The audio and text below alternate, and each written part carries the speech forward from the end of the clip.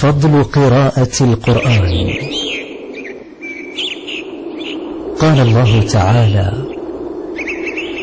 فاقرؤوا ما تيسر من القرآن. يقال لصاحب القرآن: اقرأ وارتق، ورتل كما كنت ترتل في الدنيا، فإن منزلتك عند آخر آية كنت تقرأ بها. عن عثمان رضي الله عنه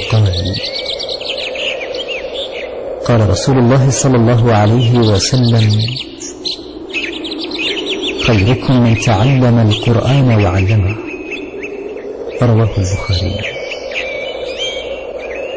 وقد كان النبي صلى الله عليه وسلم أحيانا يأمر من يقرأ القرآن ليستمع قراءته، كما أمر ابن مسعود أن يقرأ عليه، وقال: إني أحب أن أسمعه من غيري. وكان عمر رضي الله عنه يأمر من يقرأ عليه وعلى أصحابه وهم يسمعون، فتارة يأمر أبا موسى، وتارة يأمر عقبة بن عامر. وسئل ابن عباس رضي الله عنه: أي العمل أفضل؟ قال: ذكر الله.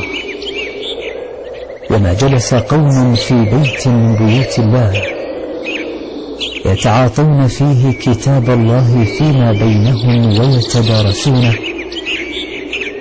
إلا أظلتهم الملائكة بأجنحتها، وكانوا أضياف الله ما داموا على ذلك. وعن عائشة رضي الله عنها قالت: قال رسول الله صلى الله عليه وسلم: الماهر بالقرآن مع السفرة الكرام البررة، والذي يقرأ القرآن ويتتعتع فيه وهو عليه شاق له أجران. متفق عليه.